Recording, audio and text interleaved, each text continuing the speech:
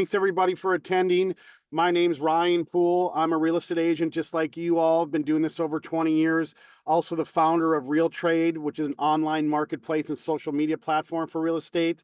As Jim likes to say, we're the home of the double dip. So as real estate agents, it's free to sign up. And actually imagine this, you can create a profile on Real Trade and buyers and sellers can contact you directly. So you can get free leads from your listings on Real Trade. I really wanted to disrupt the Zillow model. So we're a different model. We monetize the platform in a different way than sell leads. So it's a great place to sign up, expand your real estate business and then get connected with awesome service providers like Jim on the platform. And of course, Jeff Stewart's great lender here that's on the call as well. So, Brian, yeah, most importantly, the thing everybody wants to hear, what are the metrics? How many agents do you have on the platform now? Like 3,000, Jim. So we have 3,000 active agents using the platform. I'm getting calls now almost weekly of agents calling saying, hey, Ryan, I got a direct buyer, or I found a seller on Real Trade. It's amazing. And I do want to share this too. What we're going to be doing on Real Trade is we're making the ability for buyers and sellers to comment directly on the listings here in the future. So we're going to be bringing more buyers and sellers to the platform. So check out realtrade.io. You can just Google. I'll be okay. And it's free. So, but Jim, thanks for attending. For people who don't know Jim, the quintessential entrepreneur, owns his own law business, owns his own title company, New Path Title, and he developed an amazing closing title software called Title Leap, which I love using. It's a great way. It's like a free contract coordinator. And of course, he's my co-host here for this bi-weekly webinar that's designed to bring value to agents, to learn from each other as we go through this, as we go through this webinar today on this very, very important aspect of condos. There's things changing, happening in real time that are going that we need to be knowledgeable agents. Don't hesitate to ask. So go ahead, Jim. Why don't you take us away here? All right, you guys. Before we get started, I want to mention something. We're having a holiday, Ryan, and obviously this is like similar to what we did before. We're having a holiday appreciation party, Sushi Joe, second floor, December 5th. Okay, You'll get great. an invite. Just a meet and greet, a drink and an hors d'oeuvre, and we're going to have a really special award ceremony that I guarantee you will rival anything you've seen in media much larger than ours. We came up with Where's it at, Jim? December 5th, Sushi Joe, Dixie, in West Palm, downtown West Palm, just south of downtown West Palm, December 5th. Yep. I actually know Sushi Joe really well. What time? At 7 o'clock. So we'll send out an invite too through Real Trade to everybody too as well, and Jim, for anybody that attends the webinars. All right, you guys. So here's my goal in this podcast. I want to deliver you value you can't hear anyplace else. I'm going to give you a couple links to some videos on some basics. But my premise is, if I'm telling you something, you can hear other places I've failed. Holiday appreciation, we mentioned that. There are no dumb questions. If you can turn on your cameras, I can see the responses. It gets us through the material quicker. There'll be a question and answer session at the end. You can text me any future topics. You can go to newpathtitle.com and you can click on, let's see, share. Screen, Jim. All right. You got my screen, Ryan? Yep, there it is right there. You go to newpathtitle.com. You can click on 24/7 attorney support and you can text me any future topics. I've got some ideas, but I love hearing from you guys on whatever topics you think are relevant during this session. If we don't walk on each other, I'm happy to have questions live throughout the session. So without further ado, let's see. As we go through this too, if you don't want to forget your question, you can type it in the chat as well. Yep. Put it there and we'll get to them as we go. So awesome, Jim. All right. The title of this session is 20 Things Every Florida Real Estate Agent Must Know to Successfully List, Offer, and Close Condominium Sales Post Surfside. The subtitle is The Condo Purchase and Sale Checklist. And you guys are going to kill me after I show you this. I hope I see you again. But if you can just stick with me, you're going to get a lot of value out of this. This topic is like a bad horror movie. Once I show you the list, you can't unsee it. It's just going to be burned in your brain. If you try to practice without it, you're going to know you're missing something. We talked about the Realtor Appreciation Party. Okay, so it's November 19th, 2024. The list of forms the Florida Realtors Association has invented or modified in the past 12 months is staggering. That is not an exaggeration. It used to just be a few bullet points. Now it is paragraph after paragraph of new forms. Every time I see a new form pop up in my forms library, I remember the advice of an attorney in law school. I was in the law library late one night sharing the copier. He asked me what area of law I wanted to practice in. I know I've told you guys this story before. I told him real estate. He thought this was a great idea and told me words that are burned in my brain for the rest of my life. Real estate law is the best. The rules in law never change and there are no deadlines. How many feel that's their experience they've had in real estate? Because it certainly isn't mine. Who remembers the seller, just a warm up, who remembers the seller's disclosure rules from our last session? Everybody should know this. Who knows where it's found in the contract? And we're not talking about the seller's disclosure form. We're talking about the 3 rules when sellers must tell what they know. Somebody volunteer. I'll tell them out loud if they don't. So Johnson v. Davis. If it's easily viewable, right? If seller has knowledge and if it affects the value of the property. yeah, seller has knowledge, they must disclose, but also you must have a defect that's not readily observable and materially Hello. affects value. If I'm one of gonna those crash. elements isn't present, then the seller I'm is in the not office, nobody obligated here. to disclose. I'm in the office. That All right, I'm Like eating. Peter. There we go. If one of those elements is not present, you don't have to disclose. You guys, we have these sessions and we talk about it. There's no, like I always say, there's no stupid questions. You just have to know. There's no bad questions. You just have to know the issue. You don't have to know the rule. There is the seller's disclosure section in the contract. It's under the headline seller's disclosures. If you ever stumble over the rule and you can't come up with it, and you're having a conversation with a seller or a buyer or another agent, go to the contract and look under that heading. I got a couple calls after our last meeting when we did a little deeper dive on the topic, and they were great questions. And everybody practices in this area and should know those rules. Like literally, the financing rules and the seller's disclosure rules should be on the top of your head. All right. Before we get in the main topic, I want to put something on your radar. It's called pad split. Show of hands if anybody's heard of pad split. Nice. Pad split makes Airbnb look like choir boy music. You know, it makes it look like it's like pot compared to crack cocaine for impact values on residential communities. Pad split is a platform where homeowners can post their property and rent out rooms. And so, unlike Airbnb, these are unrelated people who stay for a week or more and have no ownership interest in the property.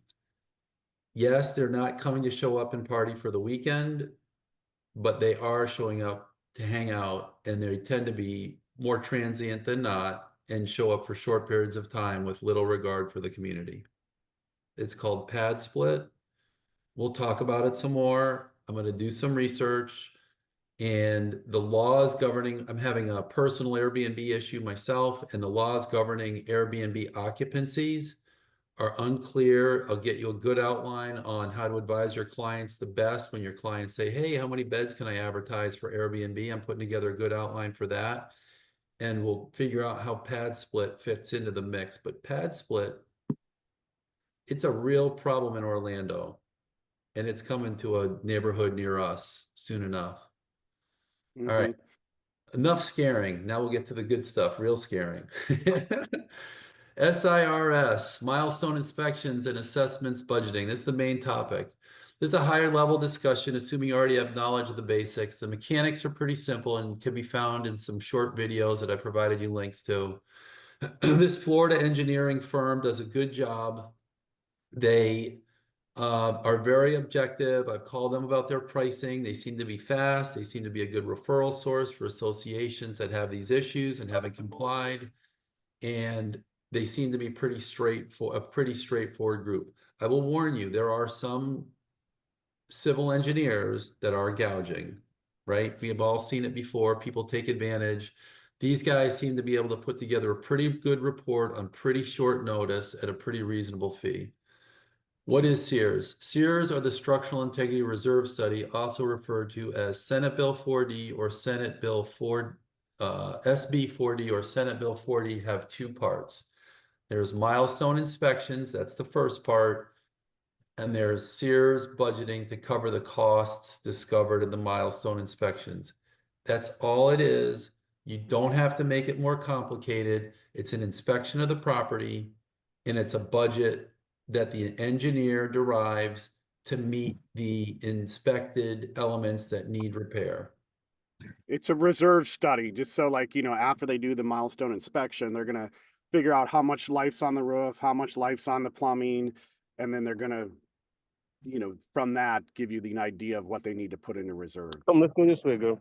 If they say you need $1 million roof and there's 10 more useful years of life, then the SEERS study is going to say 100 grand a year for 10 years. And then they have to figure out if it's a special assessment or a reoccurring assessment. What buildings have to conform? Condominiums and cooperatives, 3 stories and higher, commercial and residential, 4 units or more. What are the deadlines? Buildings 25 years and older, December 31st, 2024, if more than 3 miles from the beach, 30 years and older, December 31st, 2024. So it's a little longer duration if you're further from the beach and a little bit older. And then it's 10 years thereafter. Alex, you have a question real quick? Yeah, excuse me. Hi, Ryan. Jim, sometimes I'm sure this brings some confusion, but you have 3 stories or higher, 4 units or more. What if it's 1 story but 5 units? I'm sure that still applies to the SIRS. No. It doesn't. Each one of these tests is mutually exclusive. So if you fail one of the elements, then you don't have to comply. But here, I'm going to give you a little outline rather than you guys figuring out whether the building has to comport with SEERS or not. You can just ask the question, and that's the magic of this show. I'm going to give you a little checklist that you can go through instead of you guys having to do the determination. And we'll get into why that's so important in a minute. Yeah, it is estimated 50% of all Florida condominiums will not comply. Yep. The Florida legislature is still trying to figure out what the rules are for non-compliers and, the related impact to values. We'll go over that in a minute. What's inspected? The roof, the structural systems, the fireproofing and fire protection systems, the plumbing, the electrical systems, the windows and exterior doors, the waterproofing and exterior painting. Any other item with the maintenance replacement cost exceeding $10,000 that affects the building structural integrity, like elevated parking or pools on a roof deck or on an element higher than the ground, decorative elements, sculptures, anything that can impact the structure. Anybody have any questions about that? I get calls about that all the time. What does it cost and how long does it take? Pretty standard is turning out to be 1 to 6 months and $10,000 to $50,000. Obviously depends on how the size of the complex and if phase 2 inspections are needed. So phase 1 is they go out and they don't do destructive testing. Phase 1 is they walk the property, they look for concrete falling off the property, deteriorating concrete. They call it, is it spalling? They look for exposed rebar. They have thermal imaging. They're looking for moisture, and they're looking for moisture in the walls, moisture trapped in the plumbing. And they also have some thermal imaging that I just learned about where they can actually take pictures of the electrical system and they can figure out if portions of the electrical system are overloaded and running hot. So if there are bad grounds and things like that, they can tell, like, rapidly if properties have electrical issues, and they're finding with this new thermal imaging technology that they're finding lots and lots of issues. And it's accurate and it works, and it's avoiding fires and all kinds of things. Here's the main topic. Here's what sellers agents show sellers to sell yourself at the listing appointment. When you show up to your listing appointment, you want to distinguish yourself from the crowd.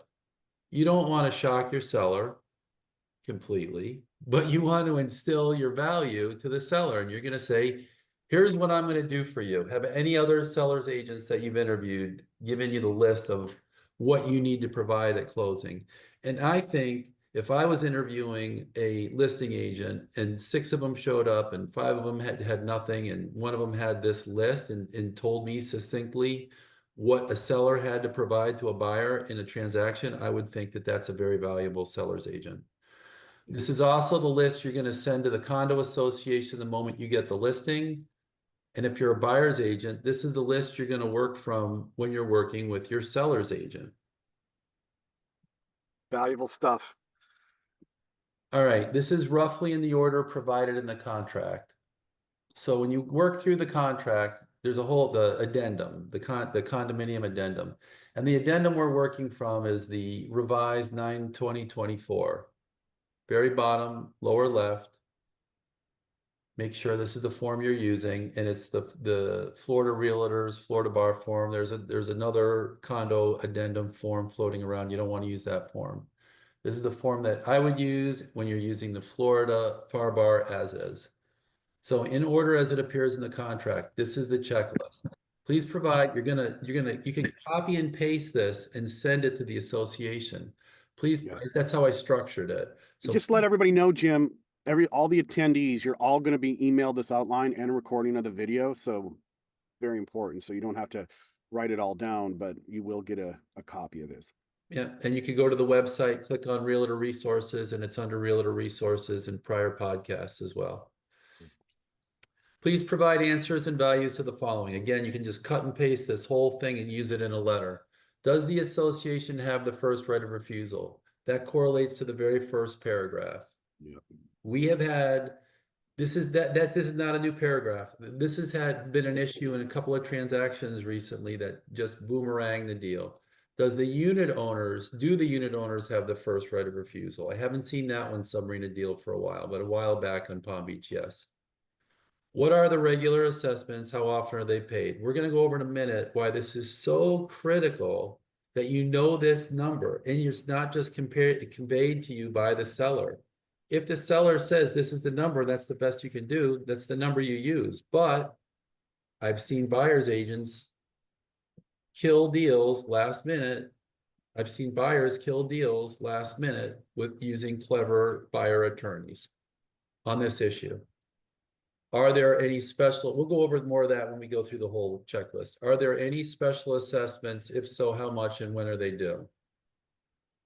Straightforward, nothing magic there. Please provide copies of the board agendas for the year prior to sale.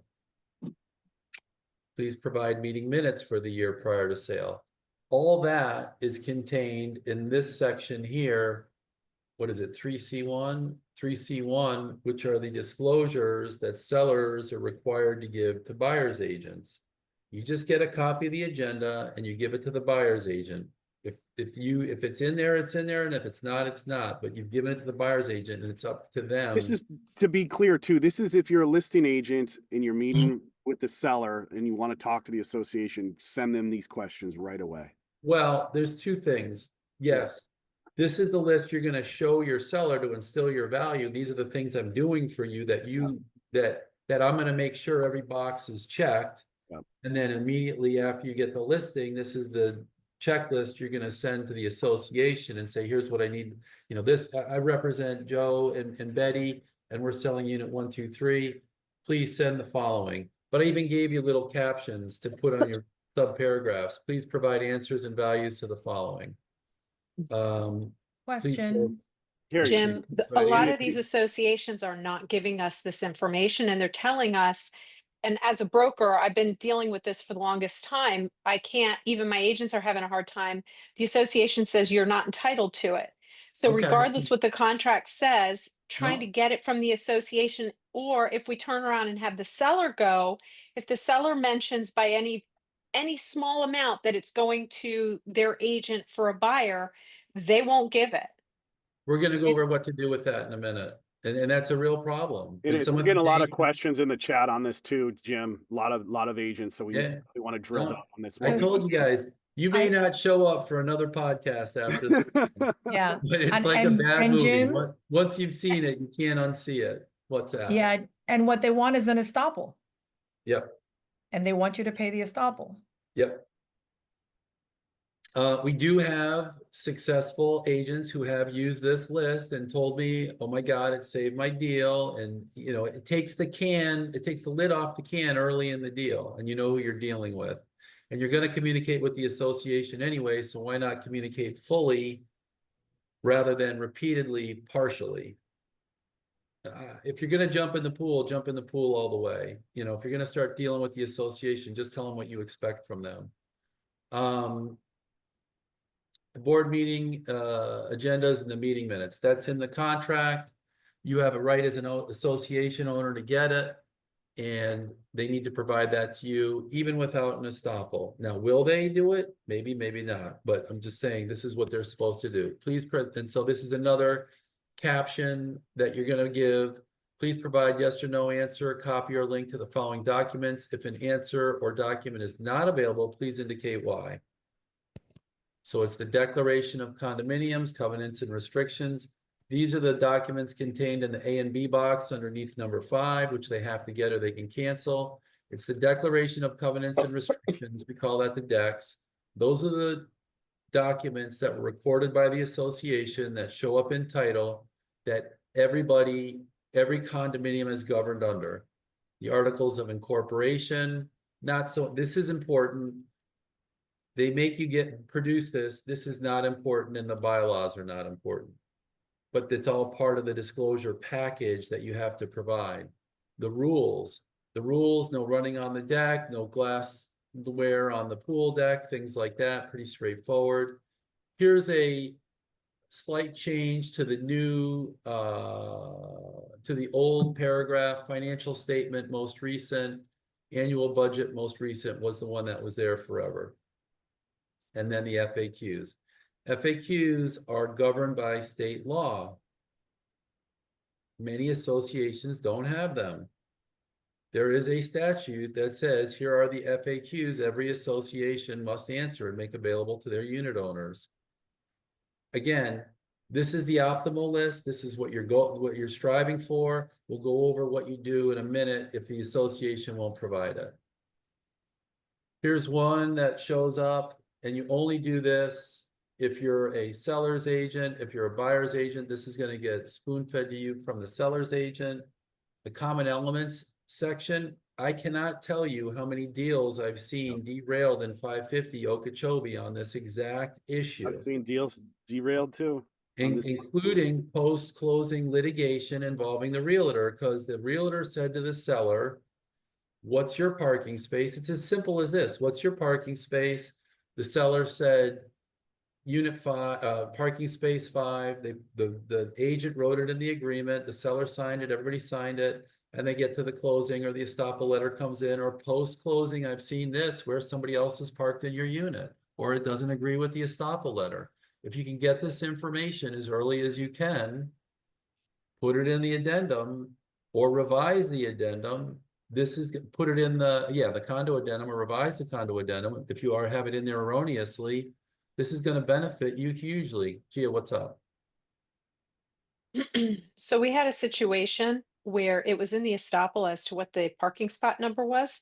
And the president of the association said, I have the right to change the parking spot numbers the way I see fit, and turned around, changed the parking spot number to his own. They changed the numbers on the actual parking. So he kept his same number, but they moved the numbers down the actual parking stopper in the front. They changed all the numbers so he could have the spot that the buyer was getting. You guys, I can tell you You so can't do many. anything about that.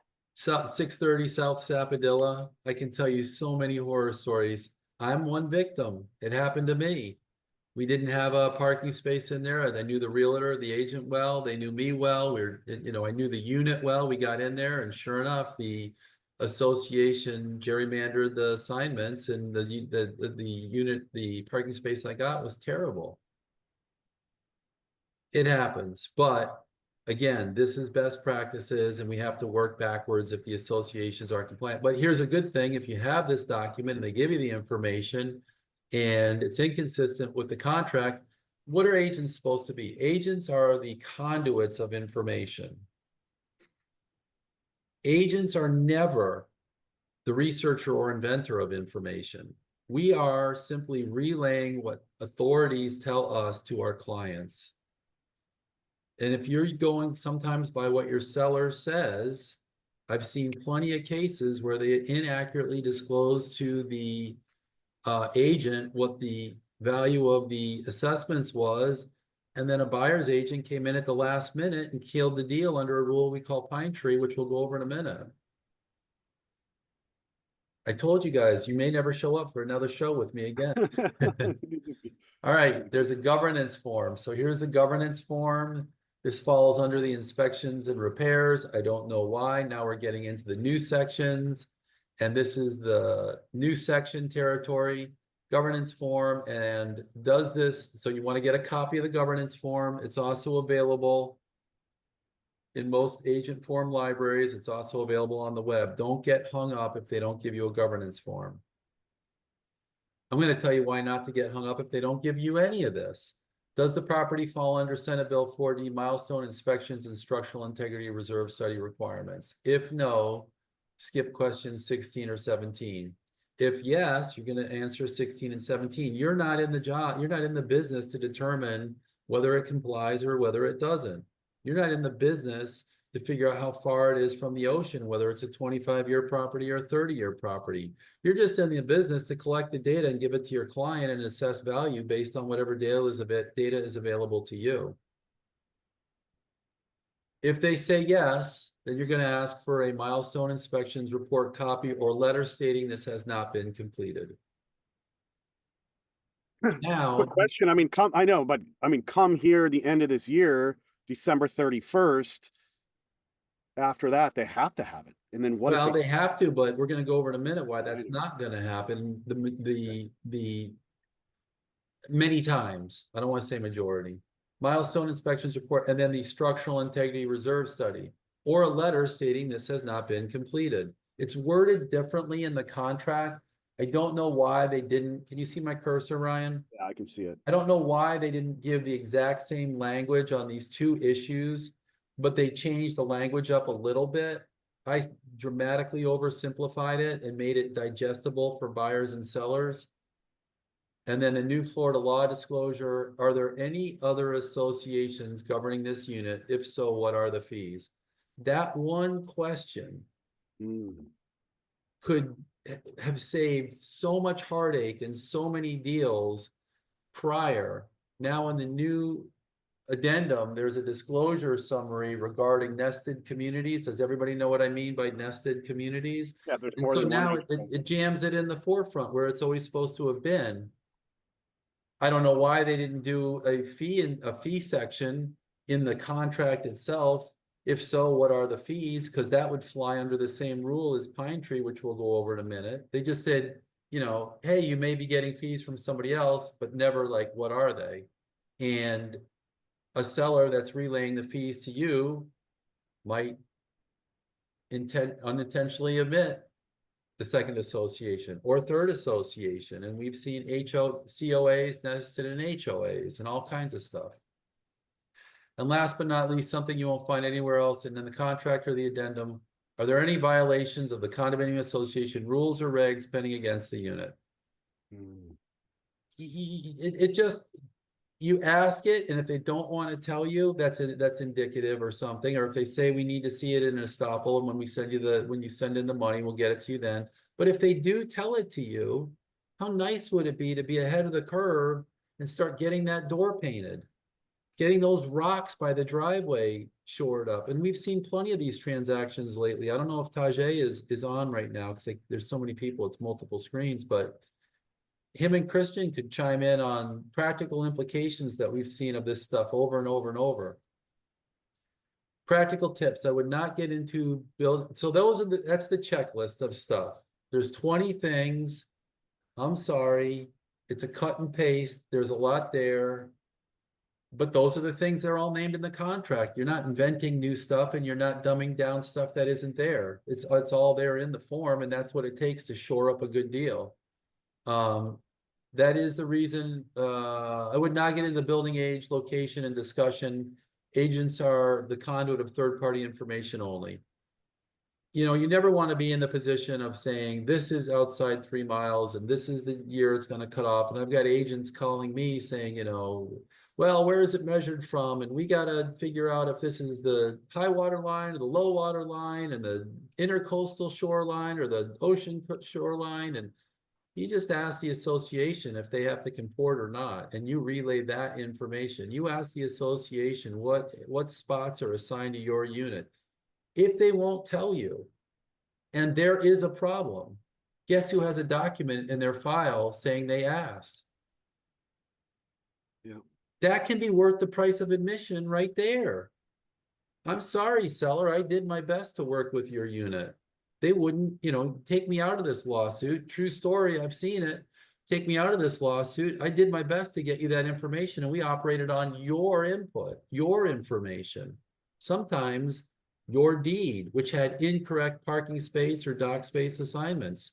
True story, you can't make it up. The reason the reason for this questionnaire, agents are relay authority. We talked about this, 550 Okeechobee. All right, so Pine Tree. What does Pine Tree case say? Pine Tree says buyers can cancel contracts last minute if sellers inaccurately state the assessments. Is a nickel too much? No. I mean, nobody's going to cancel. No judge is going to say, you know, an incorrect statement by $1 or $2 or $5 is a material inaccuracy. But certainly when you get smaller value condos, the dollar value of misstatements are going to be leveraged to cancel a contract, and the bigger dollar value misstatements on bigger contracts, you know, the threshold's going to go up. And the goal isn't to, you know, one goal is to avoid liability to your clients, but the big goal is make sure you're going to close. Make sure you're going to get paid for all your hard work. It's a small step to make sure you're going to get paid. I don't know why the new disclosure section does not have a line to input fees. Yeah, I would say that we talked about earlier, this whole section on the right, when they talk about nested condos, in my opinion, there should be a line for fees. You know, if applicable, what are the fees due to nested condominium associations or parents or sibling associations? So make sure those values get in the upper section if they apply. Quick question: is this Pine Tree? Does this relate if they don't share the structural integrity? No. Pine Tree is simply if sellers inaccurately, materially misstate assessments, then buyers can cancel the contract up until the minute of closing. Okay. And there's a bunch of cases after Pine Tree, but Pine Tree was the seminal case. When attorneys talk to attorneys, they talk about Pine Tree and Johnson v. Davis. They don't talk about seller disclosures and assessments. Some associations are joining trade associations that are hiring lobbyists. There are movements for special legislative sessions to address the compliance crisis, and that's what they're calling it. Some associations are joining trade associations that are going and hiring lobbyists, and then it's estimated 50% of the condominiums will not comply. That's so what in the grand scheme of things, what does that do to your value? What is that, you know what I mean? Like, this is all knowledge that, not, you know what I mean? This is all like, I mean, yeah, but we had a great webinar, remember, with that big insurance broker. I mean, if come December 31st, and this is kind of my concern. Let's say that these condos, half of them don't do the structural integrity test and the reserve study, and it's sitting out there, in the wind. I mean, will they be able to get insurance? I mean, how are the insurance companies going to How look will at, they respond? how are they going to respond? Yeah. Because if the property, the HOA, if the building's not insurable at that point, then what? Hey, Well, Ryan yeah. and Jim, now that you brought up the insurance part of it, a lot of the associations are raising the deductibles for their master agreement. And if it goes to 10%, that's outside the guidelines of Fannie Mae and Freddie I was Mac. just gonna say, lenders are probably tapping out. Yeah, Yep. so you can't even finance in that development if it's a 10%. We have two lenders in the state of Florida, as far as I know, that will finance that. But for the most part, it's going to be an unconventional type loan. I just visualize another checklist, and I mean, I don't want to come up with more checklists, but yeah, it's absolutely condo questionnaire, and is now going to be, the condo questionnaire that lenders send to condos is going to have elements for deductibles if it doesn't already. I've never seen them, but I'm so well, let's just go kind of go down the rabbit hole. If you're an agent, right, and you're going for a listing appointment and you're going into one of these older condos that are, 3 stories or higher, 25 years or older, and they don't have the structural integrity test, and you're like, well, how is this going to affect the value, when we go to sell if we can't get insurance, we can't get And that's one of the reasons you want to do this stuff early, to set Early. expectations in your seller. We're going to go over a couple of examples of what's going on in Miami right now, and Good, personal experience on those, on similar issues. We have condos that have failed closings multiple times in this office by seasoned agents who didn't do what we're talking about. They didn't do a portion of what we're talking about. And they just keep coming up, and they fail to close, and they get another buyer, and it's the same issue over and over. This stuff is avoidable. We had one transaction in this office, one of our Tajay was selling, and in the middle of the transaction, a notice came in that the SIRS was available despite prior requests, and the association didn't respond. And the rule is, if it becomes available during the pendency of the closing, then the seller's under a duty to disclose it. En un Zoom meeting sobre los condominios. What does failed SIRS deadline mean to a buyer? That's the topic we were talking about a second ago. What's the relevance? What's the significance to the market of these things? What if an agent that specialized in older buildings or wanted to be the specialist? What if I was an agent that specialized in older buildings or wanted to be the specialist in an older building? I'd educate the residents and make me the go-to. We talked about this a year ago. I had a little script. I'd just do a mailer to everybody in the building, bomb the building. Here's what it means. Here's the danger of that. Not the danger, but here's what you want to do some research on ahead of time. Some buildings in Miami south of Surfside, I forget what the name of the road is. Is it Collins, Ryan, that runs right south of Surfside on the waterfront? I think it's Collins. or A1A. And so some buildings in Miami south of Surfside have already got agreements to sell to developers. Don't waste your time on these. Ask the association. The associations, unfortunately, the property management companies are not your friend. Why? Because agents are trying to corral owners pummeled by specialists. What's the association's motivation? They want to collect fees from the association to run the association. If the association sells to a developer, that's the termination of a client. And I've got a property in an association that's being bought by a developer, and the association's screaming tooth and nail to try to keep the thing together and not let the sale happen. But the reality is, you have a $400,000 unit and $130,000 special assessment reoccurring for 3 years. 3 years, 130 grand. What's the value of that unit? It's basically valueless. And so those people, those owners are going to look to a developer to take them out. Now, early there's not going to be much inventory. And again, this is an avant-garde statement, but early there's not going to be much inventory, but a year, 2 or 3 down the road, there's going to be 2 years down the road, there's going to be some significant inventory. So people that are doing assemblages, everybody know what assemblage is? It's when 1 or more units get together to sell to a developer or an investor. We can go over all those rules too. That's a whole nother podcast topic if anybody's Didn't they interested. change that rule too? That now it's like it's higher, right? The threshold. They're raising the bar, but that's a whole nother topic. My point is to get something in your hands from an agent's perspective. That's a practical practice tool. But just bear in mind, associations are not your friend when it comes to high assessments. They want to play hide the ball. It's painful to everybody. Huge opportunity. Most condo owners that I talk to that call me, they say, we're looking to relocate to a single family home and we heard Port St. Lucie or the Gold Coast is hot or something like that. It just saw Amy Joe's eyes open up. But that's what they tell me. They say, I'm looking to go, we got to get out of here. I've got 400 grand in equity, 500 grand in equity, and we want to go to Port St. Lucie. Where's a good spot? Where's are we going to get away from this madness? Or, some conversation along those lines. Yeah. All right. So let's get to questions, Jim, because we had some as we were going through the chat. Liz asked, this is exactly what's happening to me. The association refuses to provide my seller with any info. What can we do? I'm a seasoned agent. The building was built in 1974.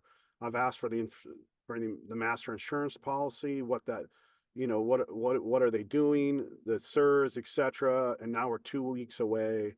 Any recommendations, please? Yeah. So the first thing you want to do is take your list and take the responses, if there are any responses, and disclose them to your seller. Or if you represent the buyer, disclose them to your buyer. Full transparency.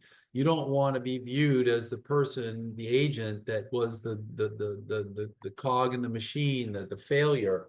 You want to be in continual conversations with your seller. Hey, I'm trying to get the things that are necessary under the contract, these 20 items, and these last 3 are really important, or the last 2, the milestone issues, and your association won't provide the information.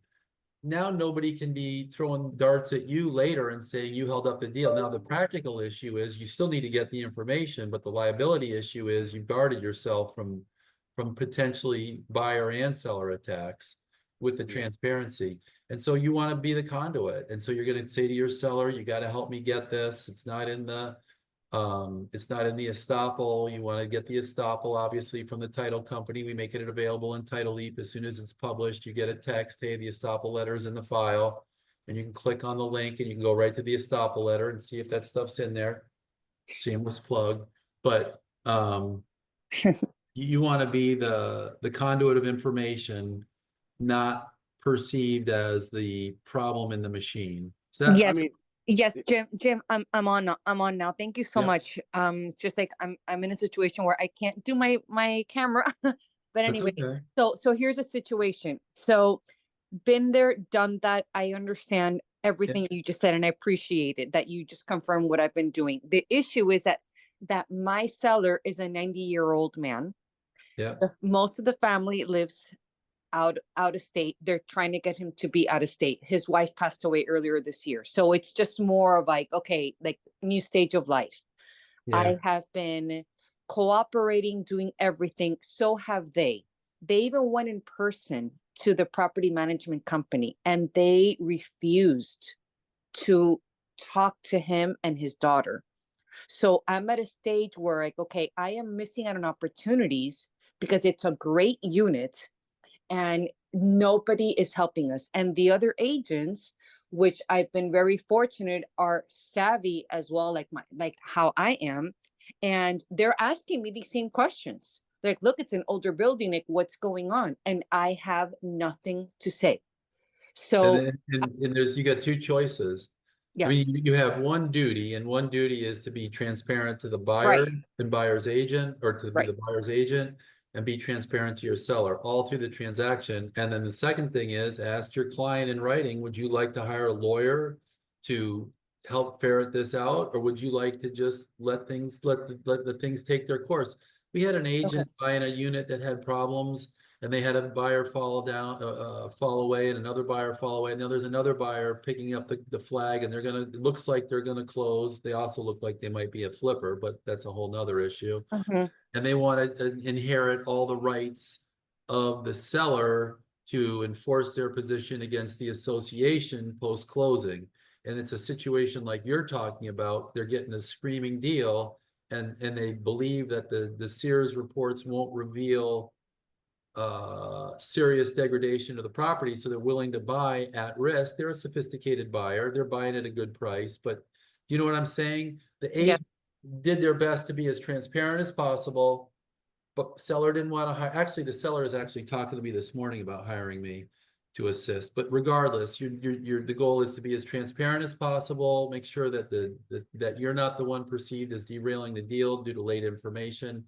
Right. And then tell your seller, you know, you got to either help me and go to bat with the association, or we got to get do you want to get a lawyer? Otherwise, we're going to have this problem with every buyer down the road. This is not Right. going away. Yeah, well, we're actually at that point. They're like, okay, well, this happened. They're still not cooperating. And then Yeah. and so they're like, okay, so we might have to then get a lawyer to get involved because this is completely unacceptable at this Yeah. point. And then the other side of the coin that they're telling them, and they're telling me as well, well, you want that information, you're gonna have to pay the condo questionnaire. I'm like, what do you mean? Like, no, we're the owners. We're the owners. We have a right to know this information. There's some At least tell us, what stage are you in? There's some condominiums in Miami that are under indictment, and some that have been prosecuted. And the association is supposed to work for it's like government, right? Right. I love when you go to see some city officials or something, and you feel like the government agent is giving you uphill, and they're supposed to be helping you. And the associations are supposed to be facilitating transactions, maximizing values, and they're creating uphill for the unit owners and certainly the agents, to an association.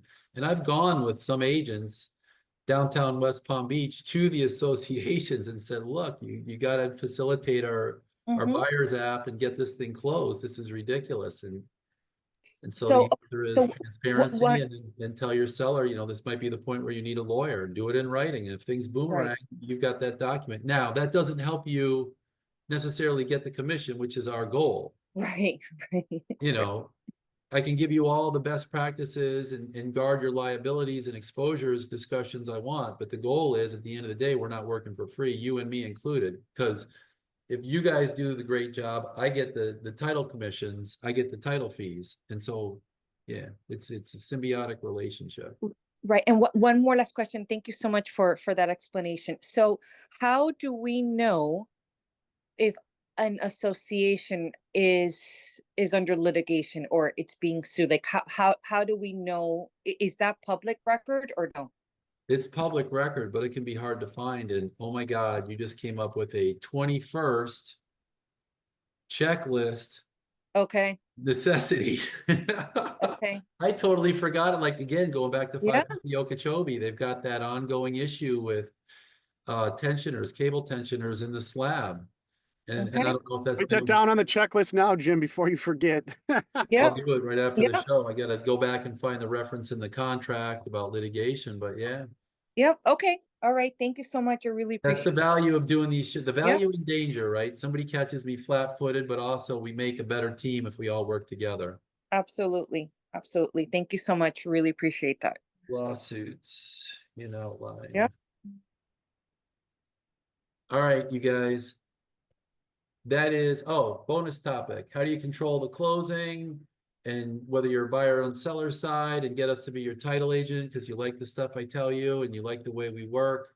In paragraph 20, you can put us in on line 155. You can write the closing agent is New Path Title, and then our contact information, leave the seller paying for title and the buyer choosing title.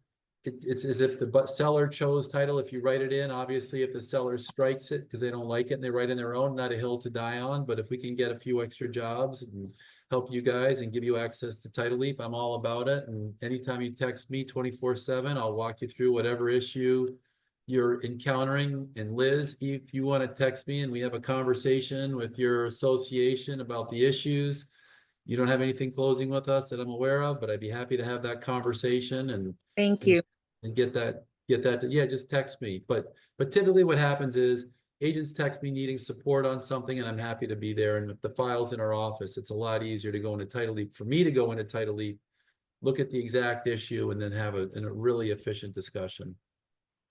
There's no fee shifting if you're customarily working in Broward or Port St. Lucie, you leave the buyer paying. And if you're working in Palm Beach County where sellers typically pay and you write new path on paragraph 20, the seller will still pay, but you'll be using new path to close. And when you close with new path, you're going to get a crackerjack team. They do. It's one of the The best. party that chooses title is custom, not law. There is no law that says it's buyer or seller's right and fee. I'd love to know the origin of this custom. If anybody knows it, I have a special super top secret prize waiting for you because I've quizzed some of the brightest title talents in Florida on this topic and nobody knows where that came from. That's all I got for today. If anybody has any last questions, I'm happy Well, to Stephen follow.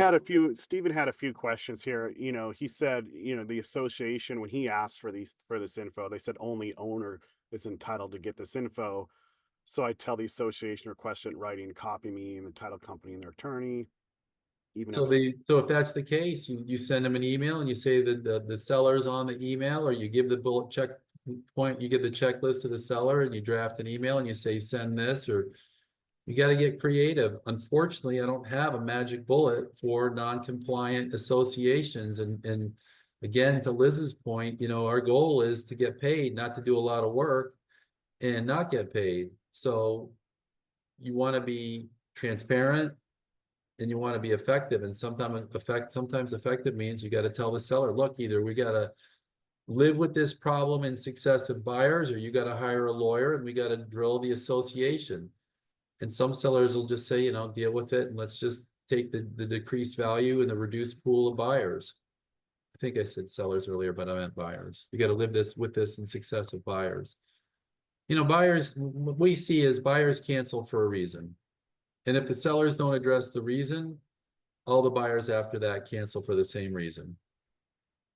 I mean, too, as you know, as a buyer's agent now, because I represent a lot of buyers too, you know, and I have some looking at the older condos. I've sold some in the past, but it's even becoming more relevant now. I mean, now you're an educated buyer's agent through all this. You know what I mean? So if we did get through the process and, you know, they didn't provide these things and Well, that's the buyer- list you're going to send to your seller's agent if Yeah. you're a buyer's agent, with a few exceptions that are going to show up in the contract that the seller represents are accurate. But you're also going to say to your buyer's agent somewhere in the transaction, if you're not getting this information, this is what we're failing to get. You know, because you don't want to be the agent that gets the call from the lawyer. And there are lawyers that just sue agents now in Palm Beach County, specializing in suing real estate agents. You don't want to be the agent that gets the call and says, why didn't you tell my client about the, you know, blah, blah, blah, whatever the issue is. And you'd love to be able to just grab the document that says, hey, here it is. And I informed the buyer I wasn't able to get it from the selling agent. Although, remember, that is not your duty. So when you get threats from clients or attorneys, God forbid, that say you were supposed to do this, you direct them back to that paragraph in the contract near the signature line that says this is a legally binding agreement. If you did not understand any of it, you hired an independent attorney to advise you on the issues. So agents call me all the time. I feel like I dropped the ball.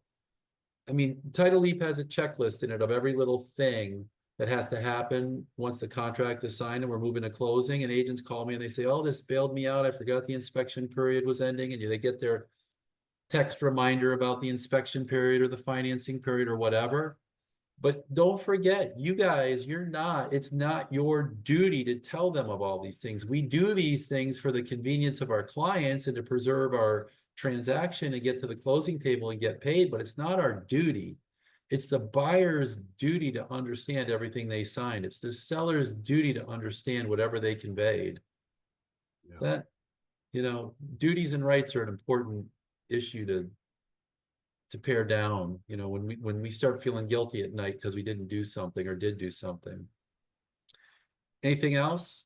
Wendy had a quick question. Do these associations still have to fully fund as of this deadline too? So I guess, Wendy, your question is, let's say something did come up on the reserve study or the, you know, or the Yes, structure they're supposed to recovery have test. provisions for funding, yeah. Wow. And then there's a lot of discussion about where the funds have to come from and loans and things like that. There's still a lot of things unsorted. And there's still a possibility that deadline could shift. And I won't tell you it didn't shift last night and I'm not aware. You know, it's like when we talk about NAR Sitzer stuff, it's just changing every day, but this is the best statement of the rule and law that I can come up with today. And then the best way to practice that I can come up with today. Yeah. If you guys could practice, if anybody's ever practiced in California, the disclosure requirements are insane and the forms are insane. It's not uncommon to have a 40-page residential contract. Jeez. I guess, yeah. I mean, it's Feel going to be your interesting pain. come December 31st of like what, I mean, it's like that's the kind of the drop dead date of how everything happens after that moving forward. I mean, Well, what we're gonna do is we'll have another show, Ryan, like yeah. mid-January about what's shaking down and what's Like going what's on. actually real life happening in real time, you know, with these condos that didn't meet these requirements. Because right now they can just write and say, hey, yeah, we don't have it. You know, we don't, you know, respond to letter, we don't have it. And like, what are you going to do? It's in November, you know, and you're. And so what's going on is there's a big, we did a show earlier in the year when I did a deep dive on all the technical issues, but there's a disclosure requirement of the association to the local building authority, and the building authority has condemnation, you know, and if there's, and let's just say, hypothetically, there's a building that's fixed income, older people, dramatically behind on repairs. Nobody has places to go. It's a somewhat desperate situation, and the place is obviously falling apart. I would not think it's improbable that a local building authority could go out and look at the place and take Condemn it. responsibility on their own. They would probably hire an engineer at the city's expense, you know, an outside consulting engineer to give an opinion. They wouldn't give the opinion, but I would think it's not completely out of the realm for something like that to happen.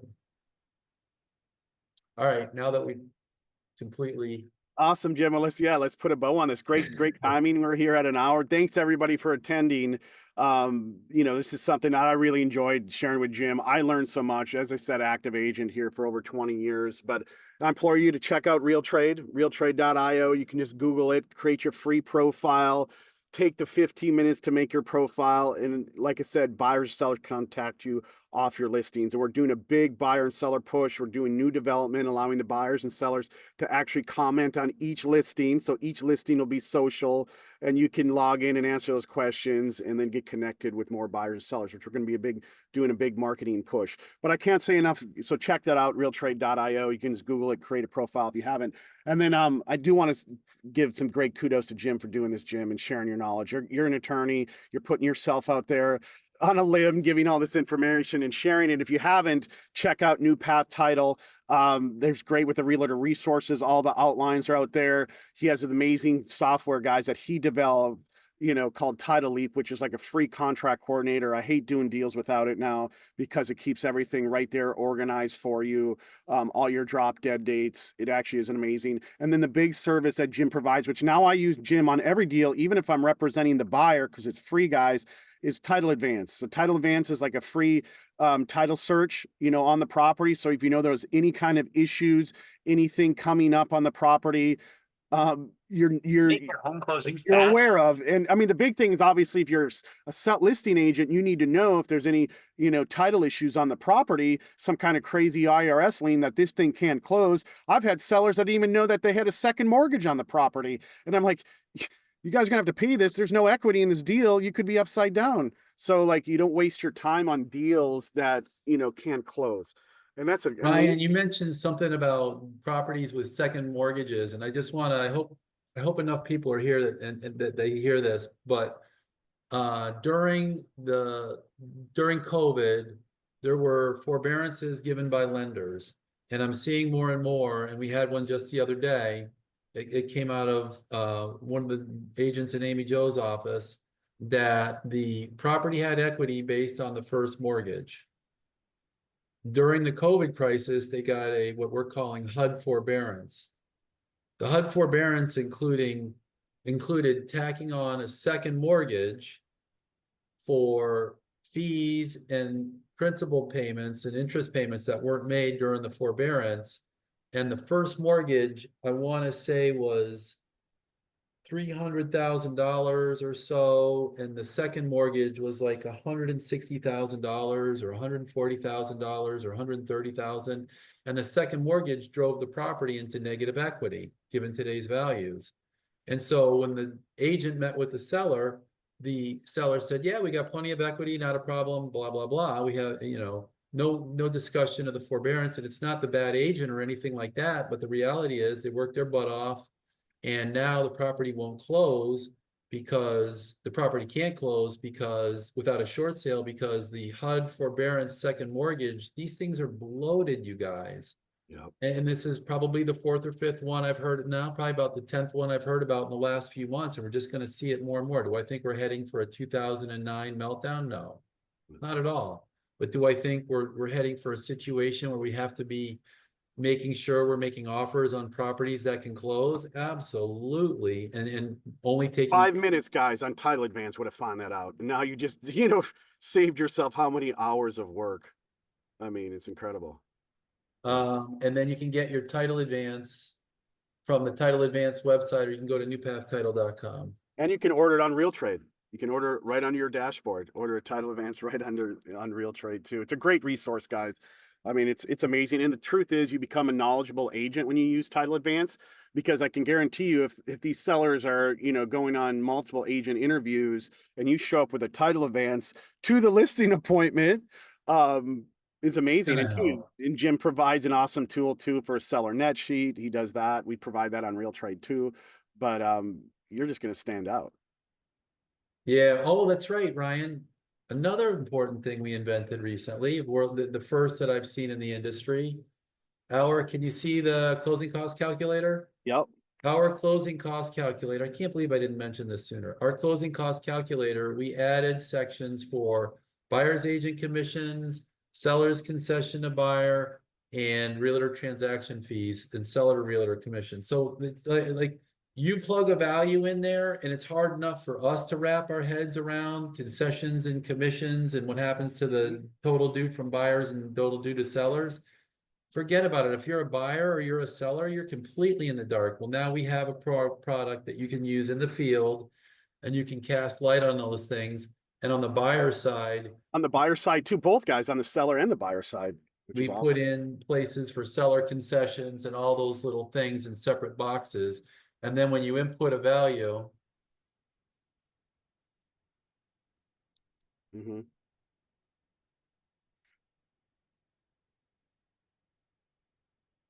I've seen realtor transactions fees lately as high as $1,500. So here's the buyer realtor fee. It's done in points. Let's just say a 3. And here's the seller concession. Let's say they're paying 2. Yeah. Go over here. Well, who's paying title insurance? There you go, seller. Seller, you go over here, and now you're going to see at the very bottom, seller's concessions, buyer's total estimated proceeds to close, buyer's total estimated cost to close. So it knocks factored in that 1% for you. What's that? Yeah, it factored in the difference.